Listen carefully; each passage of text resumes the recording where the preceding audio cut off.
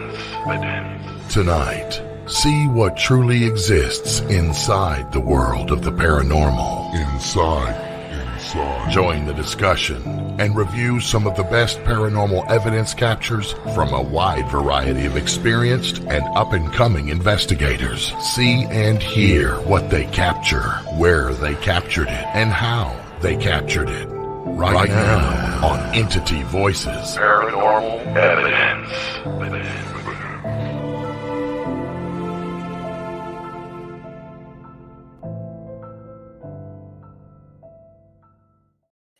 Hello, everybody, and welcome to Entity Voices Paranormal Evidence. I'm Chris. I'm Audra. I'm Tony. I am Lourdes. And I am Ron. And wow, we could not have toned that down more if we were sleeping. We're back. We're back. Minus one. But not Minus one. Minus one, and that is the part that we will all be a little bit sad about. I know. Is Cherie working or? Yeah. Yeah. That woman works hard. She works hard. The whole work thing sucks. Yeah. Yeah, I'm starting to get more Rathman minded with Mondays, boy. Yeah. Yeah, the way my Monday went today too, I was pretty Rathman minded by the end of the day too. Can't stand them. Don't want to talk about them. We can talk about it Tuesday, but not before. Those are agreeable rules. Yeah. I like that rule. Can't talk about until Tuesday. Correct. Yeah. Everybody have a good week? Last week. Yeah.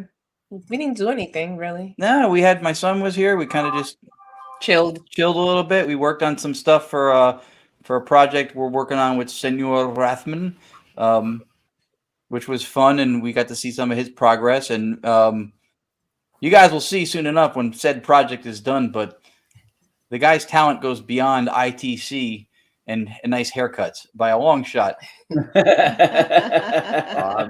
The video you sent or videos you sent today, I already threw it into the outline. It looks a lot better than just the voice. So that part will come out really nice. Yeah, I mean, that's a skill though too. I mean, your ability to edit and produce stuff is really noteworthy. It's really good. Thank you. Well, I'm glad you like it. I just my only complaints were there's a couple of sections, and I think we talked about it today about possible fixes, but those I think are necessary because going through it, there were a couple times I myself was like, oh. So. Yeah, that's all. We'll iron out the kinks. Right. We'll iron out the kinks. And how about Christoph and Alice in Wonderland? Well, we didn't do shit. We did a day date. yeah. I'm like, excuse me. Well, besides the day Yeah, date, right. we didn't do anything paranormal. Yeah, nothing paranormal. No. No, we went to our favorite restaurant in Concord that we really want to investigate, but it's such a busy happening restaurant because it's so popular. We can't. We're trying though. They're closed on Monday. They're only Tuesday? closed on Monday, Tuesdays, but we don't talk about the one day. Sorry, that's right. No, and that whole work kind of kills the investigation time. But Yeah, nothing ends. We're getting ready. I mean, what time do they close? I mean, it's also up to you. But if they close at, I don't know, if they close at 2 a.m, I don't know if you want to go investigate. Yeah. Yeah, unfortunately. Yeah. You gotta get an off night. That's all. Get an off night. Yeah. Ron, you got an exciting announcement, don't you?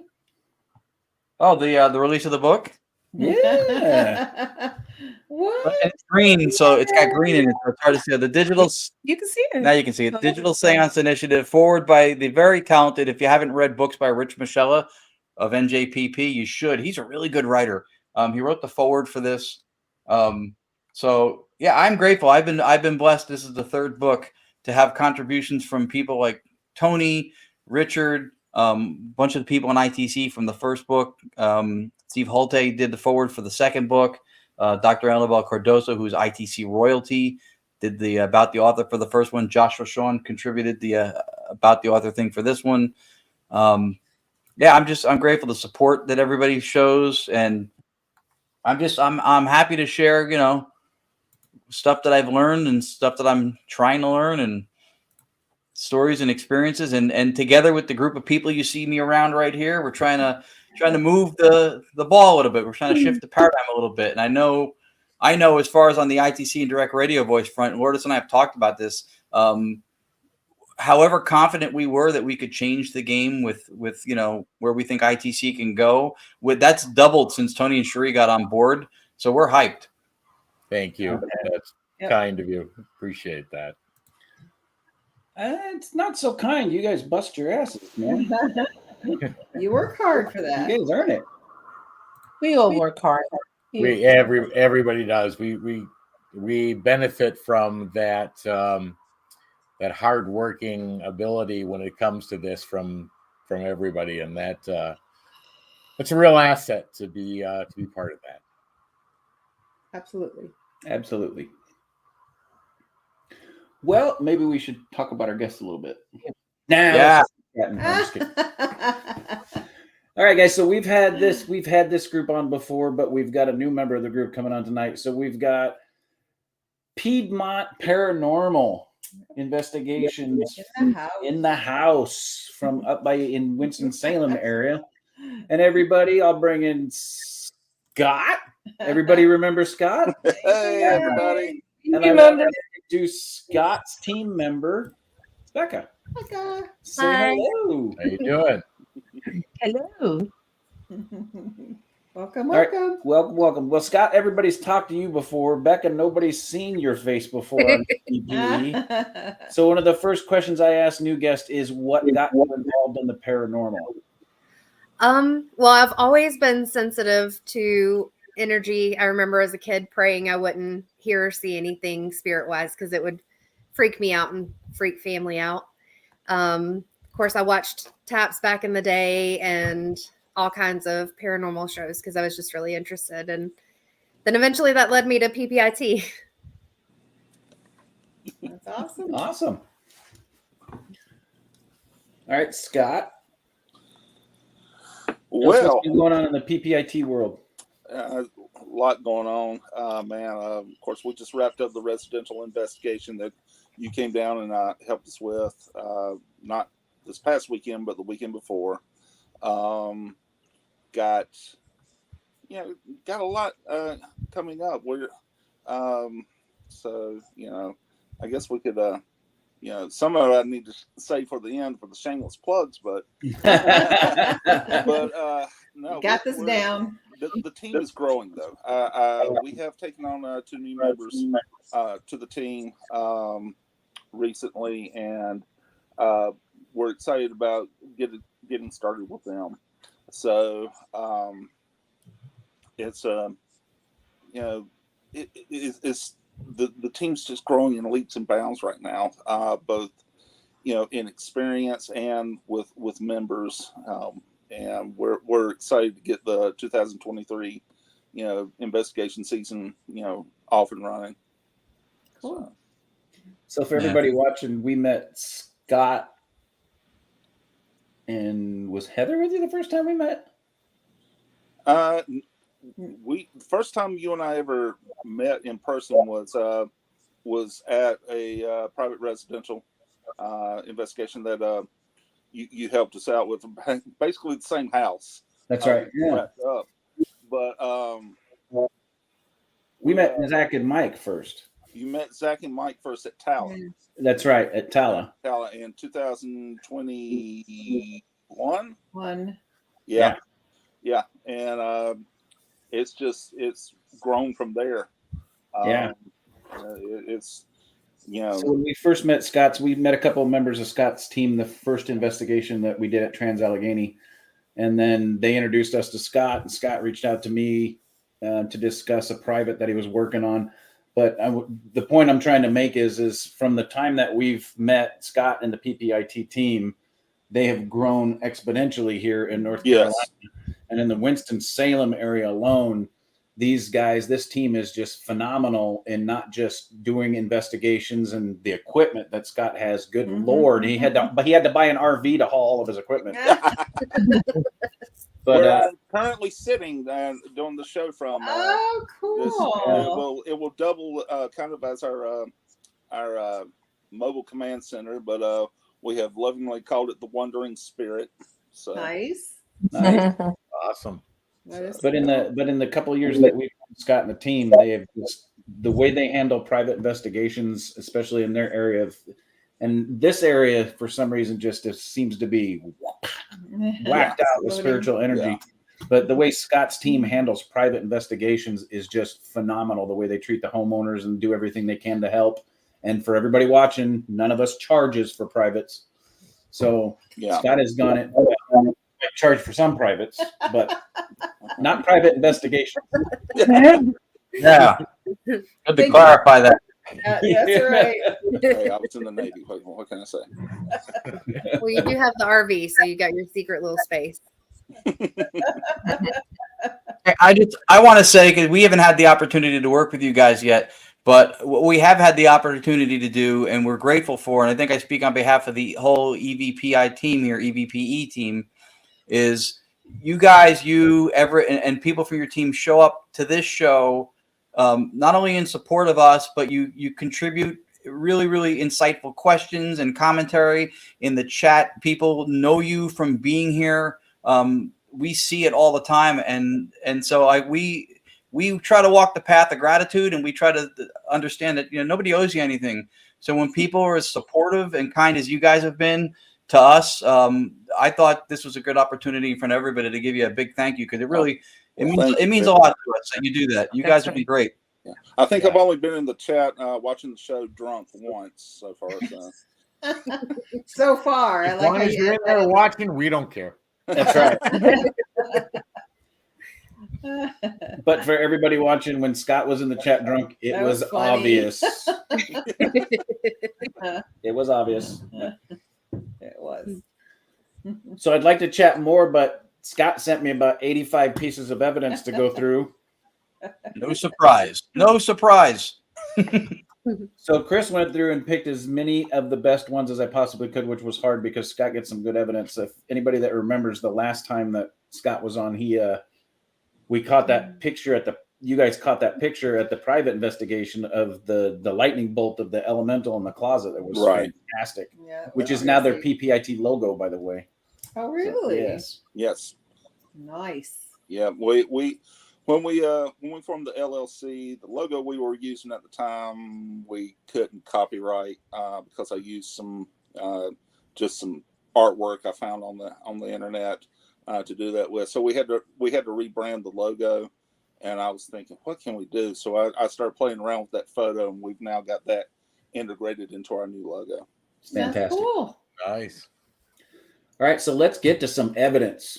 So we're going to start with, we've got 4 photos, and 2 of them go together and the other 2 go together. During the photos, you guys can talk. During the videos, you cannot. So why don't you explain this one to us? Okay, so we were contacted by a young lady about some activity on her property. And most of the activity was occurring outdoors. So I went over to do, this is from the initial baseline investigation. The whole purpose was to go over, take some photos of the property, get the layout, do some initial EMF and EVP readings and whatnot. And I caught this photo. I believe this is the original photo. Mm-hmm. But if you look on the corner of the trailer there to the right, you can see something standing there. And then about 10 feet to the right of it, there's something else. So Over in the dark, yeah. Yeah. I believe I also have the enhanced version of this photo sent to you and some zoom ins as well. There we go. There's one right there. So I sent the information and everything to Becca initially because she is our metaphysical lead on the team, and to do a reading, I'll let her get into some details about that. Mm-hmm. But this property has a dark history. It has remained in the same family since the Revolutionary War, and there were slaves on the property at one point. So and so I'll let Becca go into detail as to what she got, but if you want to go through and show the zooms real quick. Let me see if I can find them. How many were there? Well, I zoomed in on the corner of the trailer, and of course you can see in the enhanced version you can see the other entity, standing there as well. Okay, so I'm going to pull this out. Yeah. And go ahead and talk, Becca. I'll go ahead and bring this up. Okay. Becca, go ahead. So, when I tapped in, I was fairly new to testing how far my abilities could go, because I had suppressed myself for a long time out of fear of working in mental health and how people would take it. So this right here is the male. There was a male and female on the property, and the male was very aggressive. He wouldn't let the female out of his sight. So there's another photo Scott had taken where he's actually right beside of her in the photo. Oh, wow. And so with this, I went into it unprotected. I didn't ground myself. I didn't protect myself. I wanted to see how far my abilities could go. And so, yeah, we've got the female over at the side. And with that, I ended up experiencing the events that happened between the male and female at her time of death as if it were happening to me. So I could feel every hit, every time he would act aggressively or violently towards her, to the point where I felt myself falling back, and I could see a hand and arm with a bracelet that wasn't mine, but it was as if it was mine, and felt my body go cold as she, of course, passed away. And it shook me for a while. I usually ground and protect with everything I do. I do Reiki.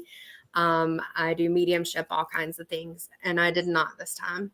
So it shook me for a few days because it was a very violent and traumatic passing. And as I said, I experienced it as if it was me.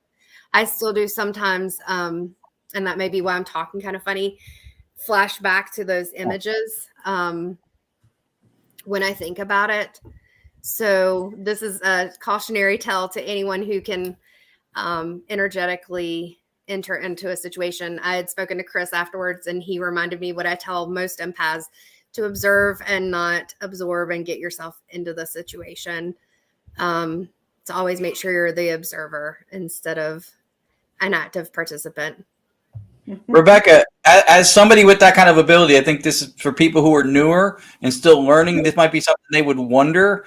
How much would you say is a fair percentage of that ability to not absorb and observe? Do you think an individual who has the ability can control? Well, I'm also a behavioral health therapist, and I've worked in the mental health field for over 20 years. I've been licensed last 7. And so I learned back in 2012, I worked in inpatient mental health. And that's when I started really having to come to terms with the fact that I was an empath, because I was having so many emotions and things that weren't mine and drained so much at the end of the day. That's when I found Reiki and learned how to control some of it. So I feel like that it's kind of a balancing act. You can, for the most part, learn ways to ground yourself, protect yourself, recognize what's your energy versus somebody else's, your emotions versus somebody else's. But at the same time, kind of like when Chris was on the investigation with us at the private residence recently, I was so grounded and protected that I couldn't see some things as well as I possibly could have. So it's a balancing act, and it's really hard to decide what's going to be the best fit for you as far as tapping in versus protecting. Fair enough. Made sense. Yeah, no, it's good. If when at the end of the show, when we do shameless plugs and stuff, if there's anywhere people can find you and they want to follow up on that, that's probably something a lot of viewers would want, to dive into a little bit more. Yeah, definitely. No further questions. You may step down. Remember, you're still under oath.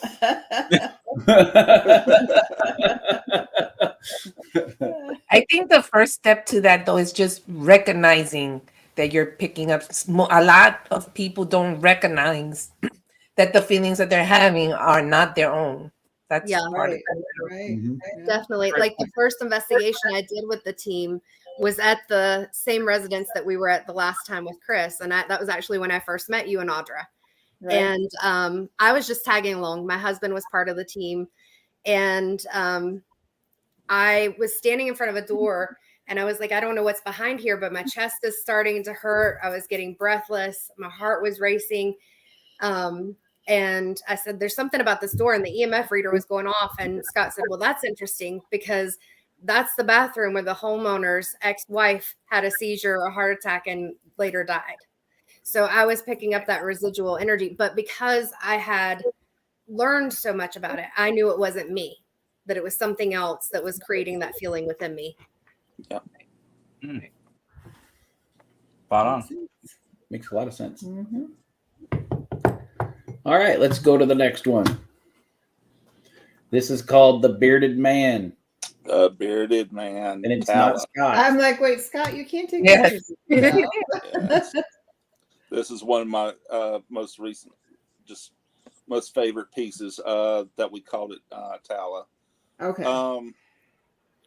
As you know, anybody who knows me knows I'm a big fan of UV blacklight high definition photography. If you look in the mirror, not in the mirror, the window to the left, you will see what appears to be a bearded man in the window, and it looks like he's holding a wine bottle. So this was taken in what, if anybody's been to Tala, recognizes or knows as Dean's room or the bedpost murder room. So we were. This was during an EVP session, EVP session, Was this the Estes one? No, this No? was the EVP, not the Estes. Yeah, you're correct.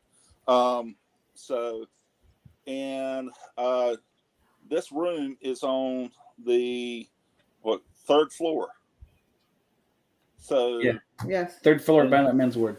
yeah, and you see what appears to be a bearded man, and if you look close, it looks like he's holding a bottle of wine or something, and just outside the window. I mean, that was just amazing. When I found that, I was just completely blown away. Scott, what time of year was it when that photo was taken? That was taken. We were in August of last year. Yeah. Oh, Yeah. I was thinking maybe December because he kind of He looks looks like like Santa Claus. Exactly. That's what I asked. I've thought about that as well. I'm like, if it had been in December, I would have been like, he's real. Yeah. And it explains why I never got that freaking bike. I know. Yeah. I need to Well, talk to you if real you- quick. If he has a wine bottle, he's on vacation. That's Oh, sad yeah, on yeah. vacation. That explains everything. But I'm telling you, if he's got wine, I want to invite him in and say, hey, let's pour a glass, So, but Let's talk about that bike I never got. Yeah, this is the first and only podcast to prove the existence of Santa Claus. yeah. But the thing is the only two people in that room at the time were me and Everett, and we were the only ones with facial hair in that room. Yeah. And we're standing. You can see where I took the photo from. Everett is actually about 4 feet to my left. So this is not a reflection of me or Everett in that window. And I was there that night. Nobody else had a beard. Yeah. You pull Roger's comment up again? That's awesome. That's just awesome. Yeah, but that was that was an amazing photo, and it's not the only photo of a buried person we got in that room. Wow. But yeah, so yes, Anthony, that is correct. That is the one I showed you when you were there with us. How you So I doing? want to point something out to everybody watching. This can't be a reflection, because if you look at the depth of the picture of the man outside the window, Mm-hmm. he is back behind the grids in the window, and it looks Right. like he's quite a distance behind it. Mm-hmm. Mm-hmm. And there's nothing outside that window. It's a straight drop to the ground. And there's detail there Wow. too. It Yeah. almost looks like he's wearing glasses as well. Yeah. It Looks does. like one of those old Christmas cards. Yeah. I'm telling you, it's Santa Claus. Yeah. We caught him. Oh yeah. You know where very he went cool. with those hops. I don't know. Santa goes from roof to roof, Micah. And That's my we're building a brother, by the case way. for Santa Claus. Mike is Ghosts, my brother. So ghosts and aliens and Bigfoots, that stuff's all fake. Santa Claus. Santa Claus. There it yeah, is. there you go. He's real, and he hangs out in Tala in the off season. I have photographic evidence. That's awesome. That's great. Because Chris is right. There is depth to it. A reflection would have been on the glass or in front of it, but Right. you could see, even if it's not a lot of distance, there's some distance between the bars or the grid for Right. sure. And it's the third floor. Yeah, if that's the third floor, There's no way. it's really hard to host that. And I want to point out something super obvious. See the black light? Yeah. So if this was a reflection of somebody in the room, they would have appeared blue. Mm. Yeah. That's another good point. Yep. Yep. Yeah. Smurf claws. Yeah. Smurf claws. Papa Smurf ate the donut. Smurf has a beard and he's blue, but that's not who it is. Right. So that's Chris, another point. that's a brilliant observation, Yeah. because when you look at something like this, seriously, this is very compelling, all jokes aside, and to try to nitpick it down to prove it, not debunk it, every little detail that you can observe, it matters. And so you just nailed something on top of what was already beyond compelling, that you added the part of what the light would have factored in if it was reflective. It's not refractive, reflective. It's Right. That's odd. Well, it's got the And- opposite lighting effect as well. It's not blue, meaning it's not inside. It's got Right. the lighting effect of the outdoor Yes. colors. Yeah, And correct. if you go back to the zoomed in shot, the lighting matches the surroundings it's in. Right. So it's The not exterior, in yeah. the room. Well, Wow. then you go back to this picture and you look at the people sitting there, and they look like a Smurf. Yeah. Right. Yeah. I believe that person sitting there was, I want to say that was Zach or Mike. Zach or Mike Yeah. from our team sitting there. I'm not 100% sure of that. No, because they don't wear shorts. That may have been my wife, Heather. You just called Heather a man. You did. You just called her a man. Well, I know she would. Well, no, because she had a cast on her leg. Yeah. So Yeah, she had an air cast on. I can't. I don't know. There That's were several somebody. people in there. Somebody sitting there. All right. All right, we got a lot to go through, guys. So I'm gonna roll through this. Okay, this next one is He Is Watching, and this is Old Hollow Road. Oh yeah, this was from. This is from the investigation we just wrapped up.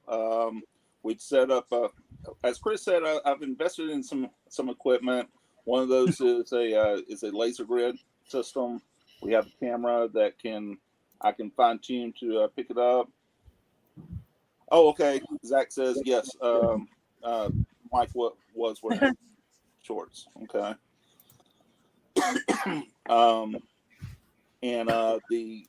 We picked up something on the audio on there, and Chris, I'll let you go into the background as why it says what it says, but I don't The know if you wanna importance put behind it. The relevance. Yeah. So what's interesting about this is before this was caught, we went back into the room, and this is the room we rediscovered. And I don't want to divulge too much because it was a private, but we had discovered that somebody in the house had been doing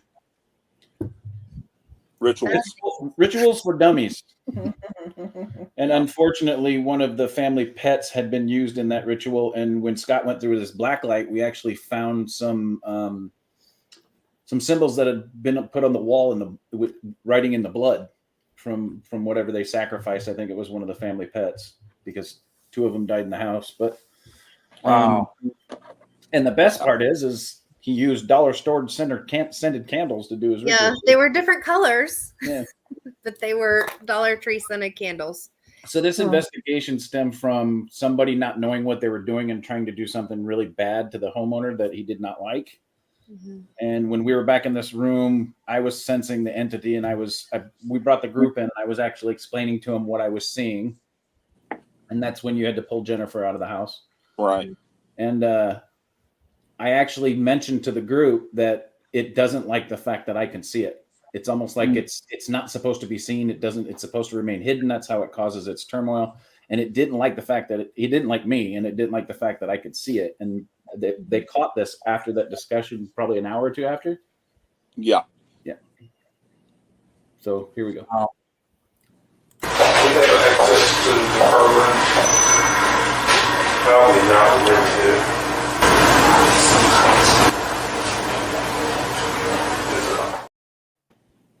Heard that.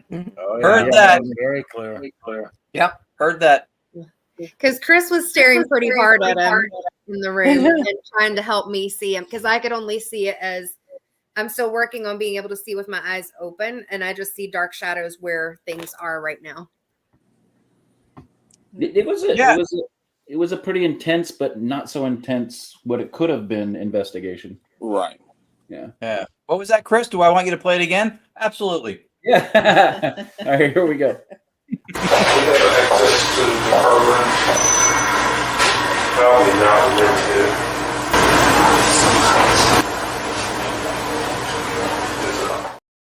That's good. That's amazing to me because That's good. because there's so many people who have gifts, genuinely have gifts like yourselves, who say they can see spirit. Rich Michelle does it. Anthony Simonelli, Chris, of course, Rebecca. And when you get, that's the first time I've ever heard that specifically on a recording in over a decade. How's he watching? That's fantastic to me. Just contextually, that's gold. Yeah. And there was nobody back in that part of the house at the moment either. We were all up in the living room at that time. This was the very back bedroom of the house. So it was just cool. When I came across it, I'm like, oh, I got to send this to Chris immediately. So, hey, John. Yeah, that's really good. Yeah. It was. All right, Scott, let's go to the next one. This one is called Grave, the Shed SD session disembodied. Okay. This is current active residential investigation we have in Lexington, North Carolina. Poltergeist activity, seeing shadows, all kinds of different stuff. Again, a lot of it centering outside of the residence. I think we got more evidence from this investigation as well that's going to show some stuff going on there. Some of it was centered around a utility shed on the backside of the property. So we decided to do an Estes session back there. My wife, Heather, was sitting there doing it. And through the investigation, the home, the client has said that he has reason to believe there's a grave on the property because just sometimes when the grass grows in a certain area, it just kind of takes that shape when the grass gets a little too high. And so we're investigating, and we get a very interesting EVP on the DVR camera we had set up in the shed, which we used to record the SD session as well. So I'll let you go ahead and play that. Go ahead and answer that question, Scott. Yes. Just Carol, just trial and error. I got some really good photographs when this was still a hobby of mine in Waverly Hills, and I had read some articles before we went. It's like I said, back at that time we were still kind of new to it and everything. So I was trying to pick up some investigation techniques. So we went through Waverly Hills, and on the third floor where you have the is famous for having the shadow man there. So my wife and I are taking pictures. I just pull out the black light, start taking pictures as well, and we pick up the shadow man in there. And that at that point, I was like, I'm sold on this method. So I've developed it quite a bit. Very high definition cameras with very true actual black lights. Very powerful one, I might add. I decided to put some money into it, and I've got a pretty powerful black light now. I actually got several of them now. So one that has more kind of a narrow beam, and one that has a very wide beam. So it's just a tried and true method that I've come up with, and getting some fantastic results with it. And I can tell you, we preach situational awareness on this show about knowing your surroundings and knowing what's going on. That also helped us at that investigation, because if Scott wouldn't have had that black light, we wouldn't have seen the ritual markings that the gentleman had left on the walls. Yeah, because you couldn't see it with your naked eye, but once he hit it with the black light, those blood imprints that had been wiped away or whatever, you could still see it. It was pretty evident. There was quite a few of them. That's crazy. Wow. That's even a level deeper of situational awareness, because you could be completely attuned to your environment and lock down and button up everything and still not see that if you're not equipped to see that. So that's a lesson in preparedness too, because that's really that's a really elusive detail if you're not ready to find it. Yeah. Luckily, Chris and I both had picked up before we went to the site that the family member had been doing some rituals and things. I had been to the site before the family member had left the home, and that's when I had seen the candles, and everybody kept saying, well, it's probably because it was trying to cover up the smell of the drugs, and something just kept telling me, no, he was doing more with this. Well, that last comment Ash read, Ash was a former law enforcement partner. We worked together when I was a cop, and we used to do some investigation on at work a little bit. I'm sorry, Ash. I believe the statute of limitations is run out on that, but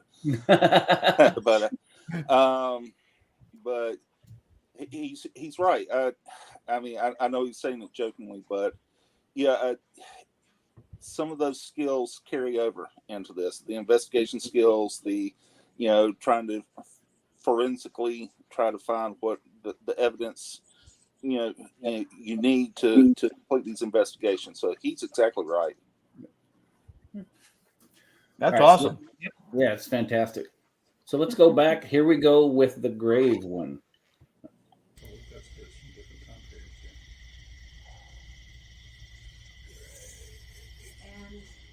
Oregon. Wow. That was scary. I know. Play that again. That was awesome. Play that one more time. All right, here we go.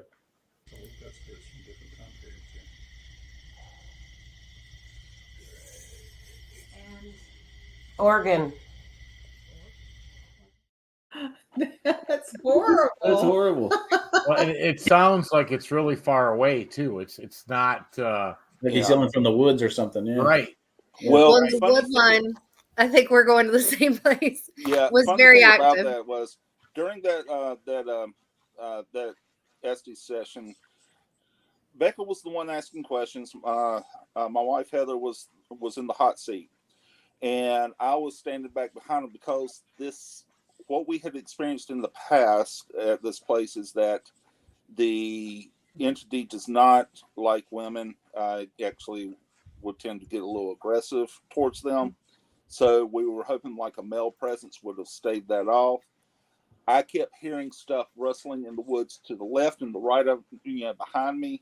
And, I was trying to, narrow down where it was coming from. And then we get this, this recording. It very well could have come from that wood line, which is probably about 15 feet away from that door. So, So Scott, I does thought- Go ahead, I'm sorry. I thought that I heard another whisper before the grave. I don't know if it's someone, one I of the think that investigators. that may have been us in the background trying to determine where the noises in the woods were coming from. Because it was Heather in the hot seat, and then Jennifer and I were standing behind her asking questions, and then Scott was behind us. That's right. Jennifer was there. That's right. 3 of us. And as Jennifer said, it had choice words for you, Scott. Yes, it did. It did not like me. It did not like Everett. It didn't like Eric either, if I recall right. So well, and the one time we went, it called out through my SD session almost every single member, especially the males. Called Everett an asshole. So Yeah.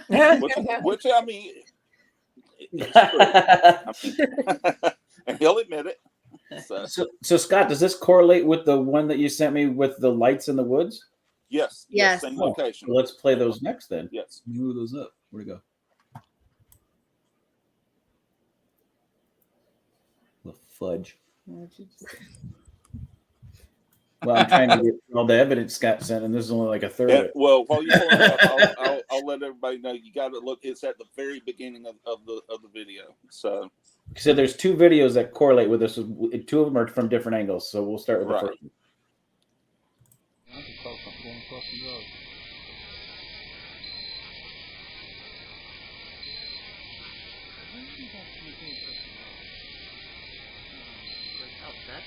Yeah.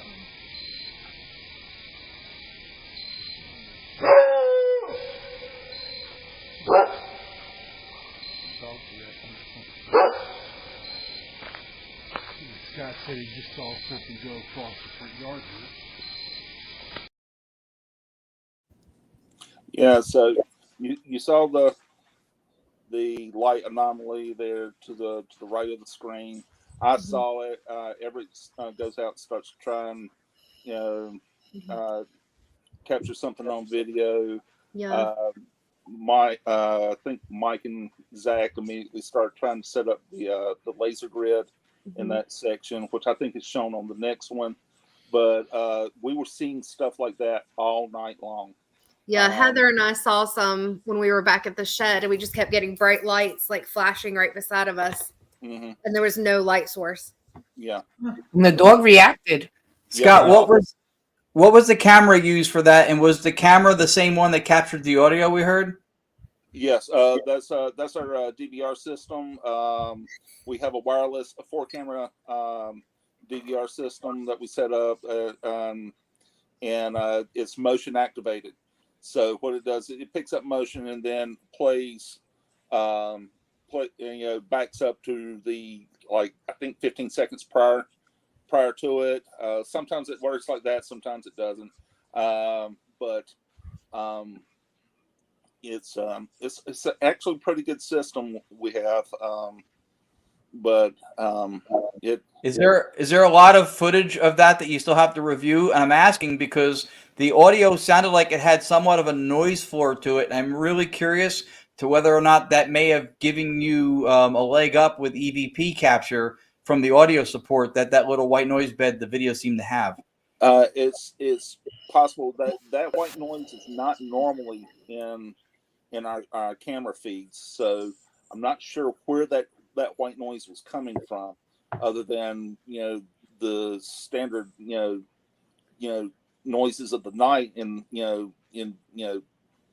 middle of North Carolina, where you have the crickets and the everything else going on, which I don't know could have provided some of that. But no, normally that camera records sound fairly clean. It was a and synthesized It was, set, right? yeah, Tony, like Tony, electronic. yeah, it had an electronic synthesized like noise bed to it. Tony, I heard I that? noticed that too, and I'm not sure where that came from. I'm still trying to figure out where that came from as well. So That's where it came I know from. what you're talking about Sounds now. like Yeah, direct Almost- radio voice. When we get the synthesized voices, it almost sounds like that. Yeah, we've gotten that. And it was Yeah. interesting because with the experimentation between Tony Shree and us with using just pure white noise, that was the first thing. And we're watching it. I'm thinking, I wonder if Tony's ears are doing what mine are doing now, because that did have a reminiscent sound to that. And so that made me wonder, if you review this, how much footage do you have? You could have voices that are emboldened from that. We got lots of footage from that location. That now makes me want to pull the audio from that and send it through our software. And I know that y'all do a lot of, slowing it down to try to see what's being said. That makes me want to pull the audio track from that and wash it through and then slow it down now. Well, I'd be curious.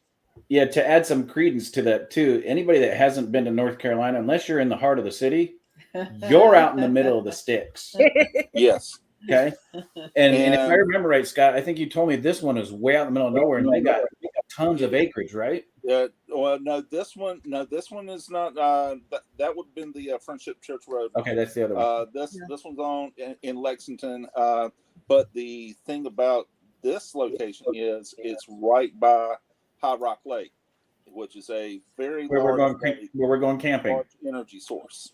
So where we're going camping. You're going camping there? Yes. Fantastic. Yes. You may pick up some energy. I know even one of my mom's best friends was found there not alive. Lots of bodies have been taken there. Great campsite you picked there, Scott. I think the campsite I think the campsite we're going to, Chris, is going to be on the opposite side of where this was at. But okay, let me help you out with this, Scott. Okay, Ron, Lourdes, Tony, what does water do? Enhances paranormal activity. But I have a question for Scott. Scott, you said that the camera you were using would track motion detection. Does it also outline the motion that's occurring? No, unfortunately, no. I didn't have the money for that kind of camera. No, I'm just curious because there's, maybe you can play it one more time, Chris, but there's outline boxes that I can actually get to highlight, even played through StreamYard. If you run your mouse over the screen, it pulls up these boxes, and I was trying to determine if that's where the movement was. Can you play it one more time? Yeah, here we go.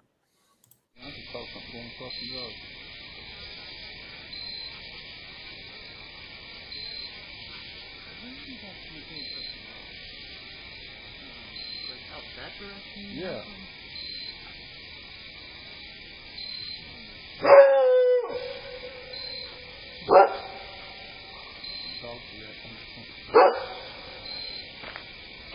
Scott said he just saw something go across the front yard here. Wow. So yeah, that's what I thought. I thought maybe it was tracking movement. I'm not sure what it is, but No. And Chris, just to point out two things, because two of the comments in the chat were both really, really insightful. One, I forget the gentleman's name. He's mentioned that the cables, could they possibly have caused a white noise bed? And then Anthony Simonelli said that the lights sometimes can possibly cause a white noise. The only hesitation I would have in investing in either of those concepts is the fact that Scott said that this system does not normally do that.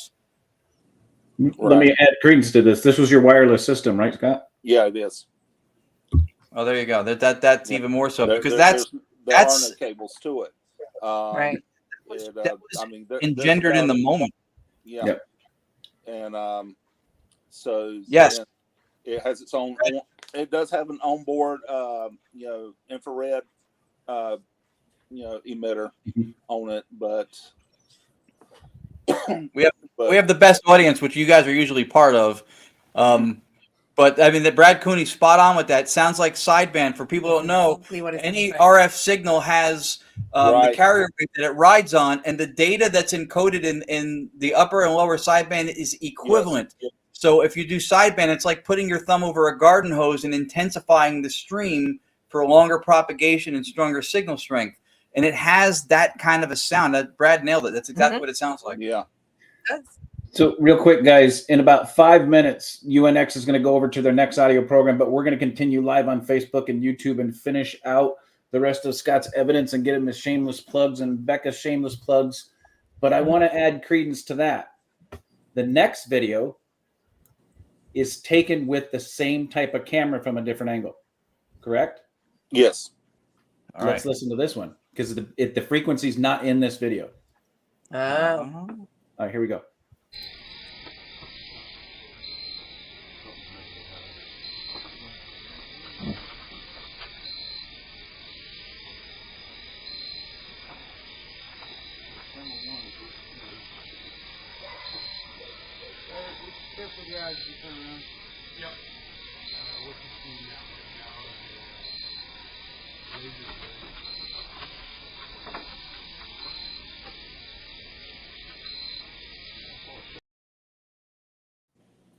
I hear it there too. I hear it We there. hear it. Yeah, it's not as strong, but yeah. It's not as strong. This was the video. This was after we'd already seen the first light anomaly, and then if you notice at the very beginning of this video, you see the light anomaly again off the corner of the house, in the woods, and then of course Everett's still out there trying to investigate, trying to track this down, and they're setting up the laser grid. We were trying to get the laser grid moved to that location to try and figure out what was going on. So. And you said that was Lexington? That's in Lexington, yes. There ain't shit in Lexington, y'all. No. Chris, why do I feel you're not going to get a phone call from Travel and Tourism for Lexington? No. We'd like you to be our spokesperson. Well, I was a paramedic there, and there's plenty of like meth labs and heroin users, but other than that, Chris is right. But they put off a different kind of light in the woods, though. Yes. All right, so the next one, you got some clips from the USS North Carolina, which we were on there with you. Yes. This is Something Just Said Hi. Yep. I had just completed getting the DVR system set up. Fortunately, big metal ship, Wi-Fi doesn't go through very well, but the USS North Carolina has had the foresight to set up a Wi-Fi system inside the ship, so teams like us can tap into and run our equipment. So I was like, well, yes, I'm taking advantage of this. We're setting up the DVR system. So the mess decks on that ship are She took advantage of it too. Hotbed of activity. I think of the 4 cameras we had 3 of them in the mess decks. So,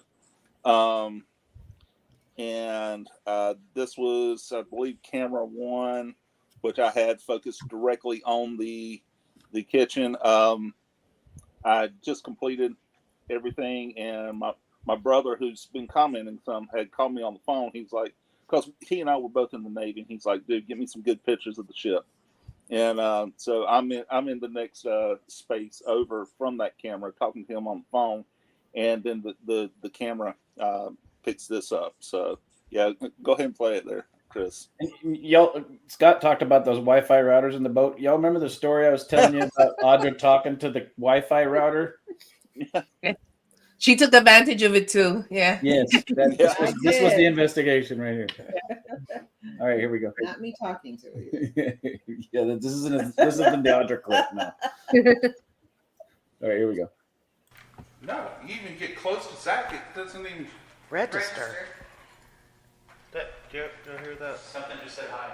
That's what I heard. You heard that? Yep. Hello. Hello. Yeah. You can hear Yeah, I heard it. It's pretty faint. But I didn't know I was in there. that clip, Scott. Yeah. Yeah. Were you? Did you? Yeah, that's me going. Something just said hi. Zach and I were right there talking. Yeah. Okay. Did everybody hear that? Play it again, Chris. This isn't the clip I was thinking of then. That might be that might be the next one. Let's play it again. Listen, it's really faint. It's right before Zach says I heard something. It's breathy. Yeah. Oh, okay. Yeah. All right. Here we go. No, you even get close to Zach, it doesn't even Register. Did you hear that? Something just said hi. That's what I heard. You heard that? Yep. Hello. Hello. Yeah, it's breathy. Breathy's right. Yep. Yeah. Yeah. That's right. Yeah. Okay. Yeah. There was another piece of evidence where we got a high on it. I think we got high on it. Yeah. Well. You see how easy it is for us to go off the maturity wheels. Yeah, no wonder she was talking to the router. Because I'm looking at the files now. It's the one that I was talking about where I was talking to my brother. It said yes. The high was. That's yes. the next one. Yeah. Okay. All right, let's play that. This is on the mess deck. Was this the officer's mess deck or the enlisted? This would have been the one right. This is the camera right there at the kitchen. Okay. So this is actually the area too where Audra and I smelt the food, and the damn thing hasn't been cooked on since 1957. So. Oh yeah, you told us that. Yeah, this is the exact same area right here. Crazy. All right, here we go.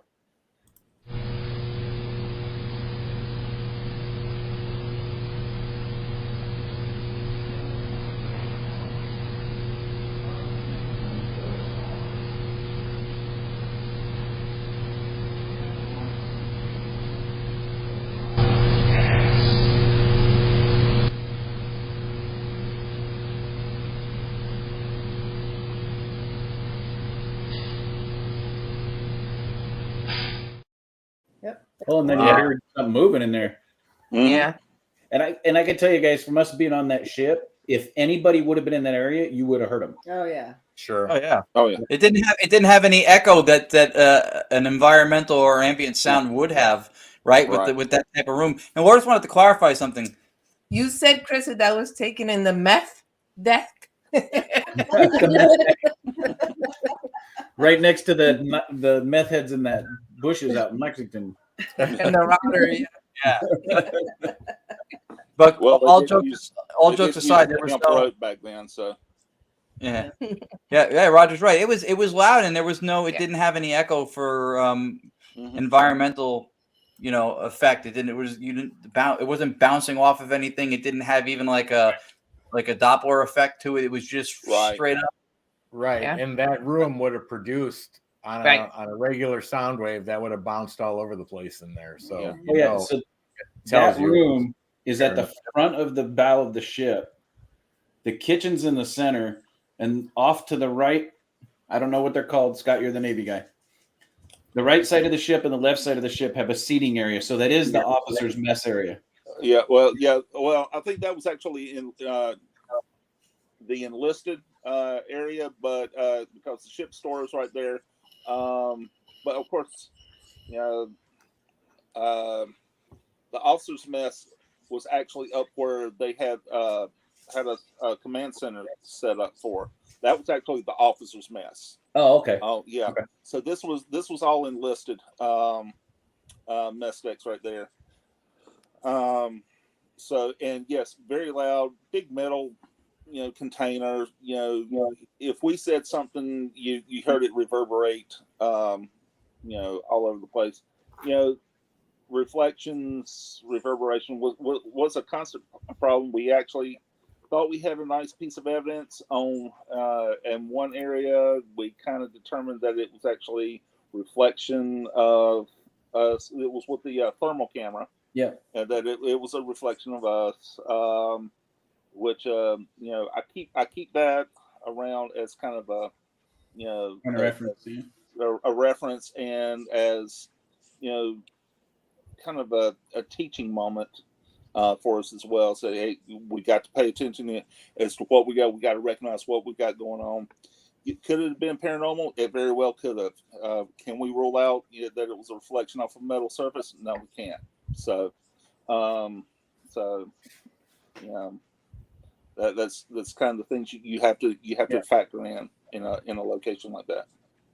in that this it reflects sound so much in that ship that I probably threw out 65 to 70% of my audio because you're picking up people. I mean, somebody could be like this next clip that we're about to play. You can hear people talking, but they're back behind the camera, right down the hallway in the medical portion of it. But you can hear them talking. And that's how far sound travels in the ship. Exactly. So for that EVP to be that loud, if it was one of us during the investigation, you would have heard us talking prior to that. You wouldn't have picked up that. Yes. And like you guys said, it didn't have the echo. The ship was awesome. So, all right. So this next one, Scott, is the mess deck light anomaly. Is this the one, the full speed or the 30% slow down? This is full speed. Okay. I thought you could see it a little bit better on the full speed. Yeah, okay. Yeah, we're in there. We're trying to. We had several teams with us. We're trying to do an EVP session. You'll see Mike Bennett, one of our investigator, sitting at one of the tables. I think he had either his thermal out or a night vision camera out. He was panning around, trying to pick up stuff, but. You'll see a sudden flash. The doorway you'll see off in the distance leads to where the ship's store is. And that's where sailors would go pick up supplies that they need and things like that. There's a soda shop back there, and whatnot. And you'll see a flash of light and then something comes out of that door and it just flies right by that camera. So to add relevance to this is the area you see the light anomaly in is where he just caught the yes. Mm-hmm. It is also it's also where Audra and I smelt the food, and it's also where I saw an officer standing in this doorway, which is timing and relevance. Yeah, because it was always in the same area right there, and there was nobody in that portion of the ship at this point. And I want to point out something. You're looking at an IR camera, so this is night vision. This was pitch black because Mike scared the shit out of me and Audra because he's sitting back in the corner. You'll see him. So let's go play it.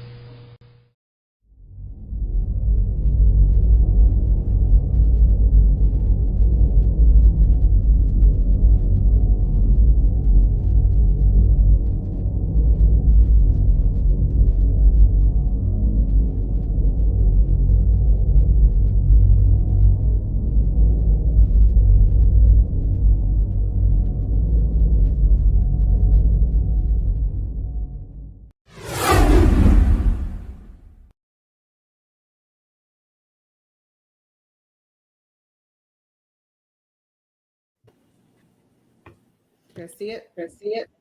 Yeah, pretty cool. Yeah, very cool. Yeah. Have you been on that ship, Rebecca?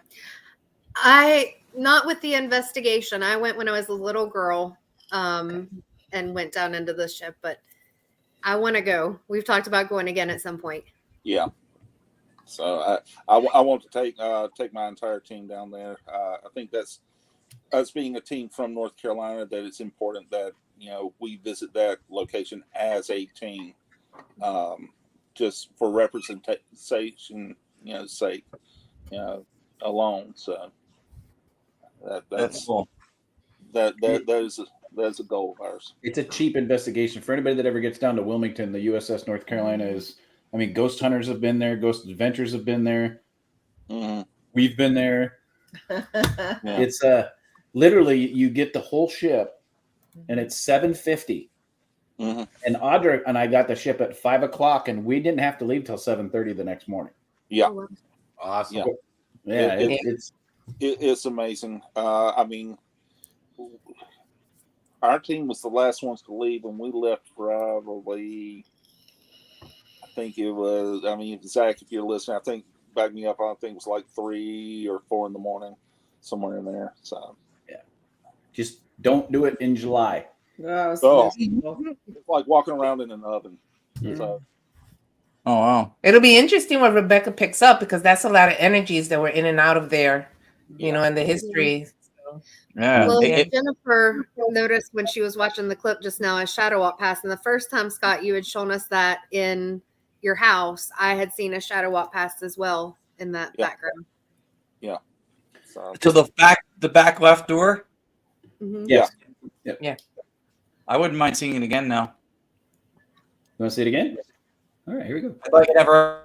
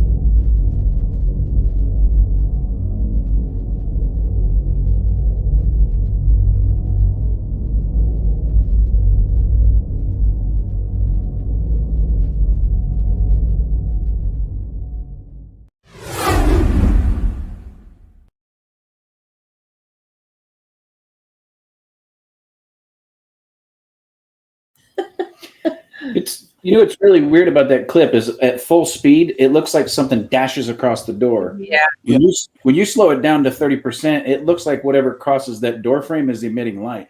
Yeah. It looks like a illuminated shadow, like a body. Yeah. It's walking. I mean, when I first saw it, I had to play it like 4 or 5 times to just make sure I was looking at what I thought I was looking at.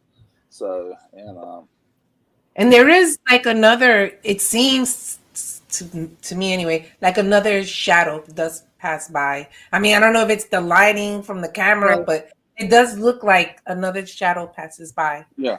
And if it had been the IR emitter from Mike's camera, it wouldn't have originated in that space and then come out. It wasn't completely in the other space. Yeah. Yeah. You can clearly see it originated in that ship store area. And that is the exact spot where we had our experience. You caught the yes, and I saw the officer standing in the doorway. I mean, you could spend an entire investigation night alone in that mess deck. Yeah. I mean, you really could. Mm-hmm. All right. So the next one is the mess deck, the whistle. Yes. All right. So here we go.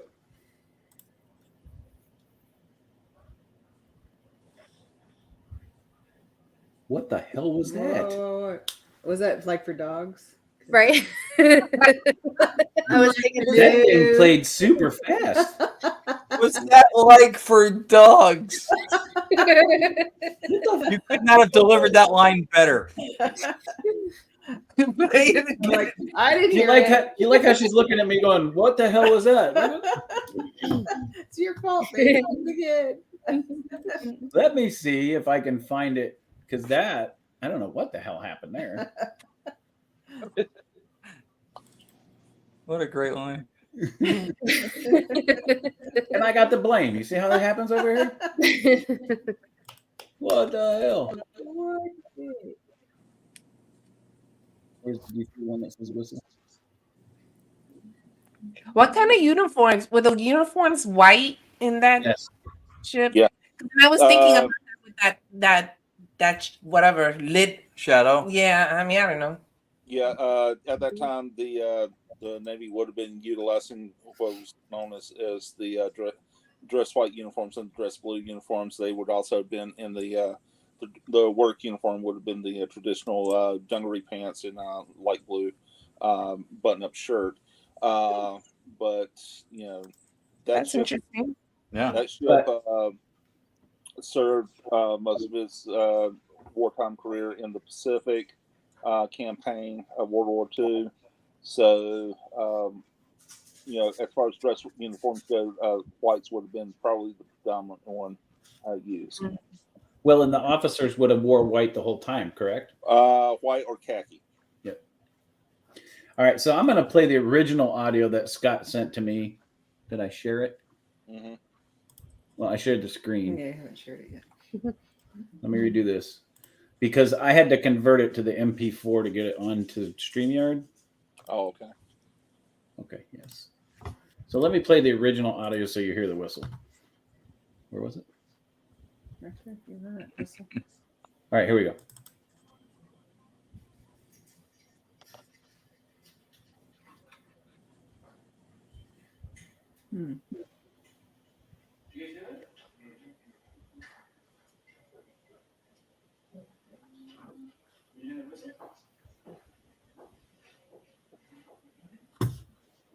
Could you guys hear it?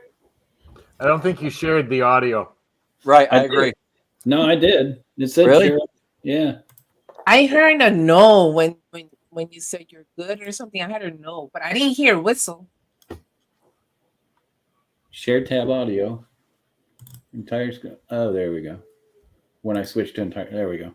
Here we go again. Let me see if Chris can do Third this. time's the charm. Third time's the charm. Huh? What? Maybe because you have everything highlighted. No, he doesn't. They're all What checked the out. hell was that? Did you guys hear that again? Yeah. They're all checked off. That Like white it was- noise just came through again. I did hear that. I I heard it. heard I heard it. it. Every Right, file is checked off there. Do you There think it that's goes. the problem? All these. Can I check out?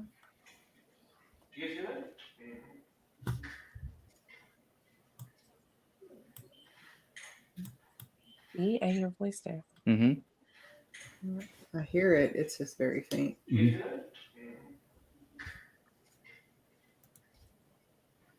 But you don't think it's because all those boxes are checked? Oh no, those are little music emblems. Oh, Like, okay. you know. It looks like check marks. Okay. My bad. But did you guys hear the whistle? I kept playing it back. It's I so. can't hear. Yeah, I can't hear the whistle. I hear a whisper, but I don't know if that's one of the investigators. But I can't hear the whistle. Let me play it one more time. Make sure the audio is all the way up. Yeah, it's all the way up.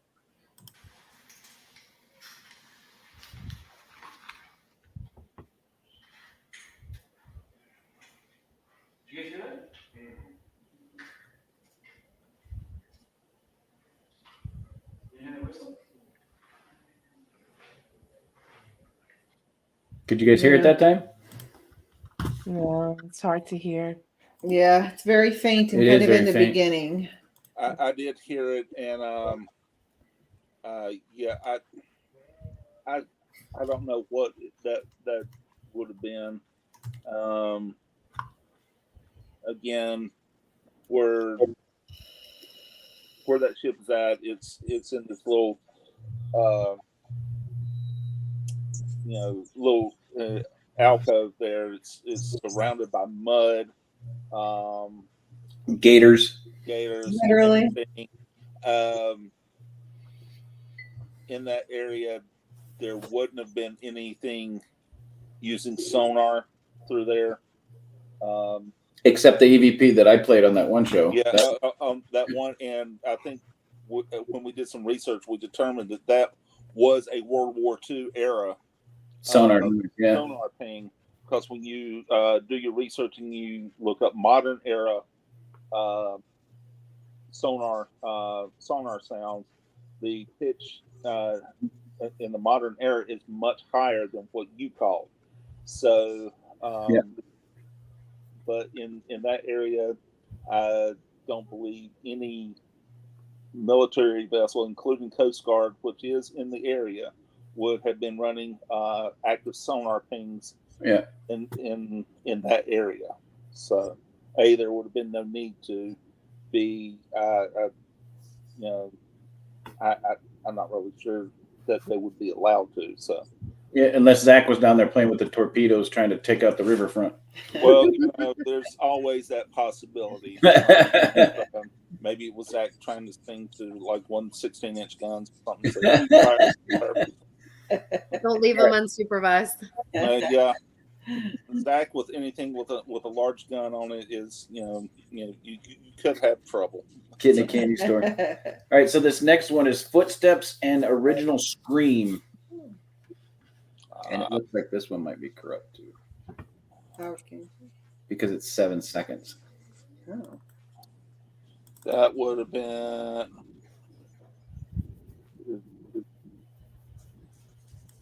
Oh yeah. Okay. This gets back to the Friendship Drive investigation. I had to pull it up on my computer real quick and look at it. Okay, so I'm going to share screen. Yeah. So when we did our research on the property, I found some old maps which showed where the original residence sat, and where I was standing when I recorded this would have been approximately where the living room area of the cabin that originally sat on the property was at. So I think this is a residual, but it was pretty pretty good. Okay. So I'm going to share my screen and the audio on this one because it looks like when I converted it got corrupt again too. So let's listen to it this way. Here we go.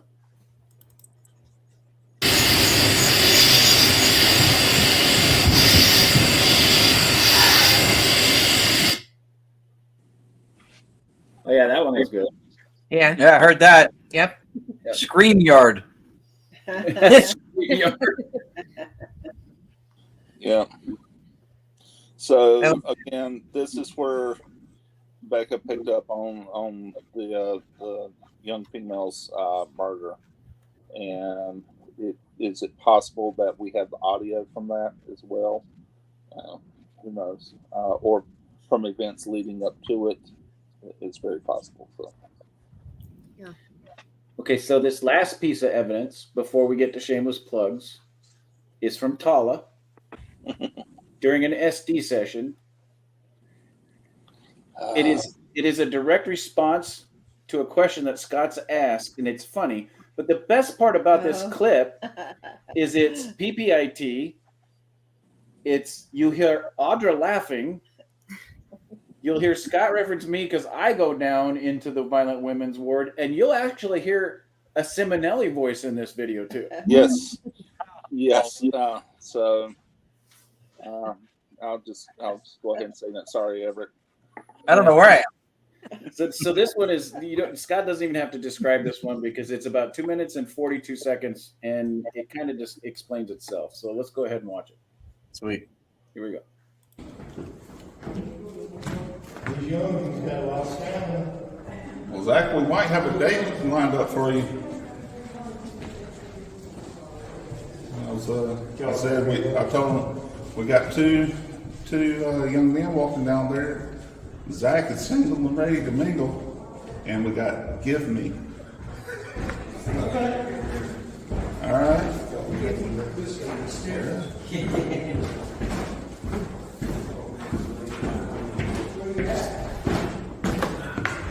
Zach's heading back down to you. You need some supervision? Or some KY? Come on, ladies. That way we can just investigate. We've got enough evidence. Idiot. Well, we got an argument to be made for that. Chris is coming down there too.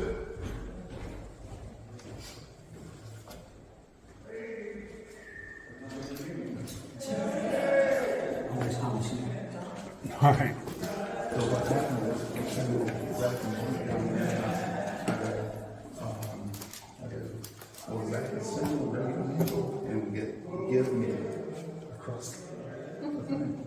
Yeah, it worked really well last time when we were doing that. Yeah, Mike was telling us about well, it's trying to create.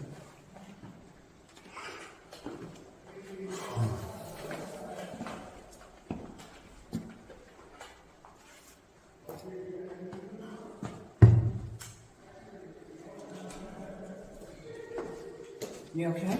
We're sending 3 down the hallway now. Huh? Your knees holding up? You should about that. With the Bernice balloon. It's okay. Gotta get some more of that. 2 of them are married, though. I'm sorry.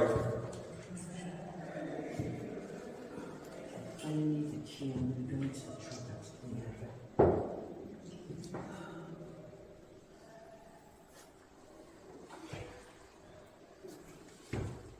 You want me to send Everett down there? Nope.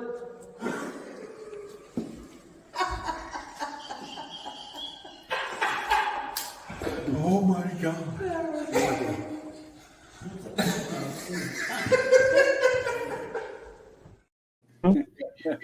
Nope. Nope. I like when she says idiot. That's funny. Yeah. So, Mike, as we said before, Mike and Zach had been there in 2021 for our team. That's when they initially met Chris and Olga. They had got some really good results from just creating this like very jovial atmosphere on the Violent Women's Ward. Got some very good responses and everything. So we decided to recreate it. My wife, again, was in the hot seat. I'm asking the questions. We send Zach and Mike down there initially. And earlier in the recording, I had asked, I had said, well, Zach's down there, he's single and ready to mingle. And almost immediately we get the response, a response back for that, saying, basically they wanted him back down there. So they come back up. I tell Zach, so Zach goes back down there. Mike decides he's going to follow him. He says, hey, you need some help or do you need some KY? And so they go down there, and a few seconds later, we get the response back, idiot. Yeah. That's what made it funny. It was funny. It was funny. And then later on, we offer up Everett to them, and they're like, nope. So, we have some good times at Tala. Yeah. So anybody that doesn't know Tala, the Violent Women's Ward is known for the women on the entities that are still remaining, or the women that are still there, don't like women. So women have they've been called whores, bitches, all kinds of stuff on the Violent Women's Ward. But when men go down there, EVPs have been caught of cat calls, sexual references. Mm-hmm. The first time we were there was me, Zach, and Mike that were down at the end of the hall. And we picked up some good stuff. We heard some stuff, some audible stuff. And that's when I caught the recording of somebody pounding on the door asking for help. but they respond well to men, so that's why they were sending us down there. And apparently, they don't respond well to Everett. It's good to know. Yeah. It's a great. Is that the place? Is that the same investigation where Anthony Simonelli caught something getting thrown on two different cameras? Yes, yeah. He Really had cool clip that he something caught. on it. And Yeah. So this was later in the night when we went back upstairs and joined the rest of the group. yeah. I think he'd already had something thrown at him well before that. Yeah. And he also, I can't remember if this was before or after he had some interactions in one of the rooms with one of the children as well. So That was after. Yeah, the interaction he had with the child is when we were on the first floor in Lily's room, and then we went down to the 1800 section with Anthony and Teresa, and that's when he had the object thrown at him. Yeah. Yeah, that two camera thing, he caught the same moment on the body cam and on the handheld. That was pretty cool to have caught it two different ways like that. And the funny thing is this night was actually for Tala. It was a pretty calm night, and we still caught all that evidence, which is and we even had a thunderstorm roll through at one point. Yeah. So just stir things up. So. And cannolis, right? Cannolis, and it was also my wife's birthday, so we had a birthday cake there for her as well. So. That's awesome. Nice. So happy birthday, honey. Sit down and do an SD session for 15 minutes. In an extremely haunted location. The only thing she didn't like about it was, so Tyler was like, 2 weeks after our first appearance on your show, and my wife had gone dancing with some friends and had broken her ankle. So she's hobbling around Tyler on crutches and an air cast. Oh, jeez. But she was determined to investigate that place. Y'all gotta give that's an investigator with dedication, because Tala is 4 floors. Yes. With no elevator. Right. Wow. Yeah, that's dedication. All right. That's right. Right. That's dedication. That's like, just quickly, our friend Joy McCaffrey. He was another one after his heart attack, and oh gosh, yeah, he had an oxygen tank, right? Yeah, he went to the investigation with an oxygen tank in the car, and he went to the investigation. Yeah, ask Anthony Simonelli about it. He knows more the story. He had a Superman tattoo for a reason, man. He was not going to surrender to staying home. Yeah. I mean, it wasn't right after, Chris. It wasn't right after the heart attack. It was after some recovery, but he was having issues and he still needed an oxygen tank, and he didn't want to miss out because it was a long time since he couldn't go, and he brought the oxygen tank with him. So this is the Superman guy that passed away last year, correct? Yes. Yeah. Right when you were talking about him, the white noise came through again. Really? I heard it too. Yeah. Wow. I heard we didn't hear it. We didn't hear it. Yeah. I heard Wow. Oh, interesting. That is interesting. Then Well, as you said oxygen tank the first time, yeah. Oh, wow. Yeah. Right. So why, it's not like where can we find some investigators we could ask this question, but here they are. Why would anybody suppose we didn't hear it here?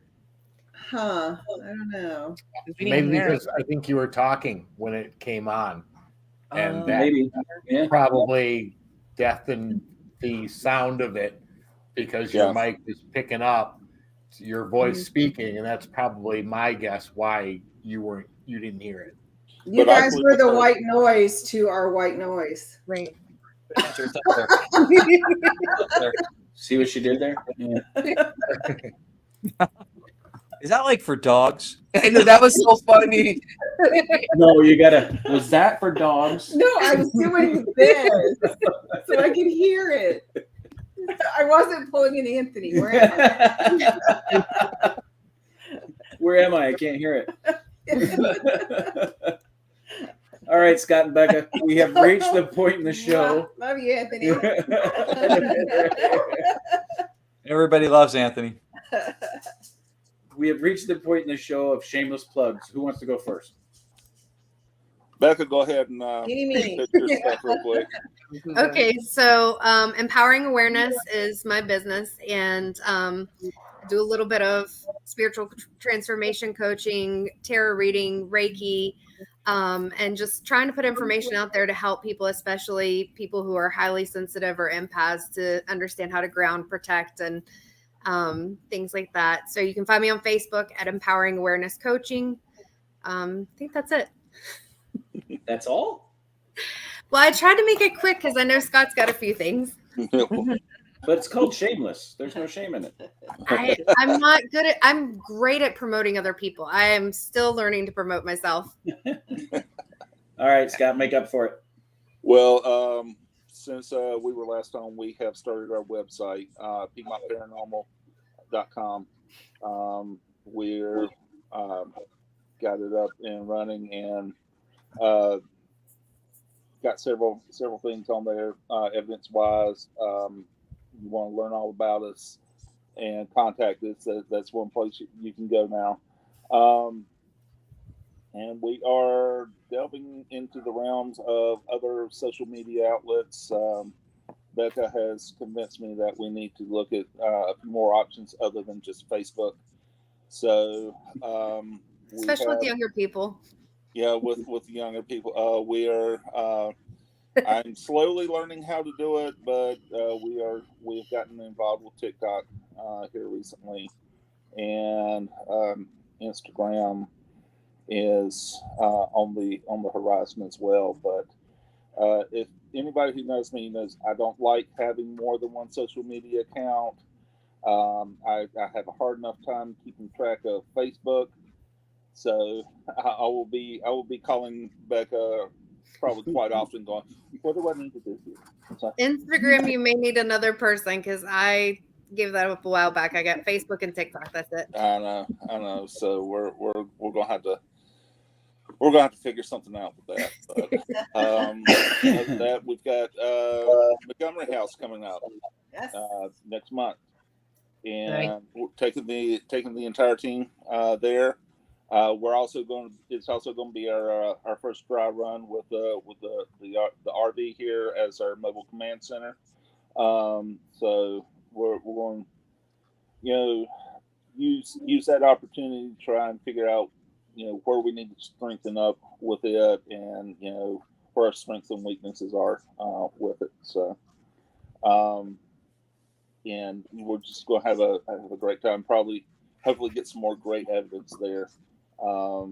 So it's a fantastic place. If you haven't been, if anybody who's watching has not been there, then you need to get in touch with Chris and Audra and get out there and investigate.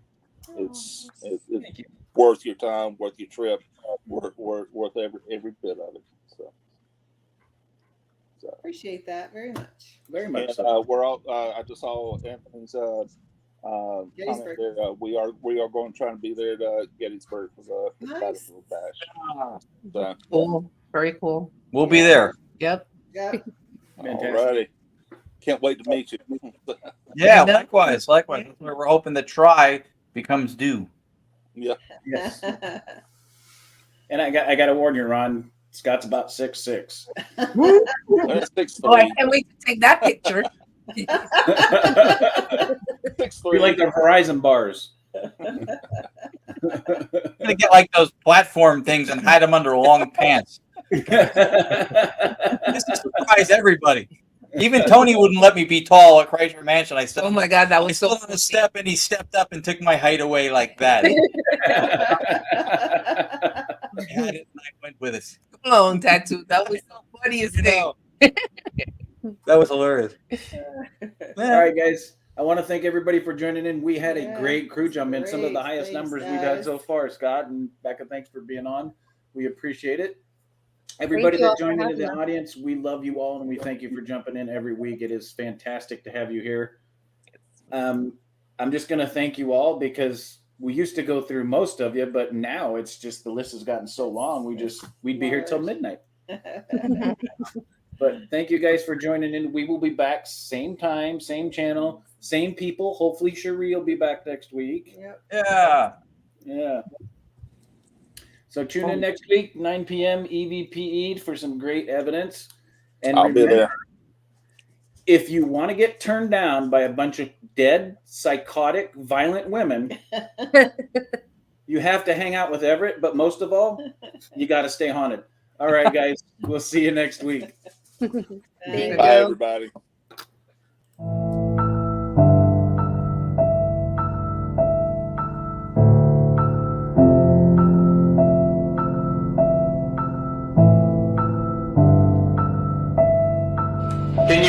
Can you give me a name? What's your name?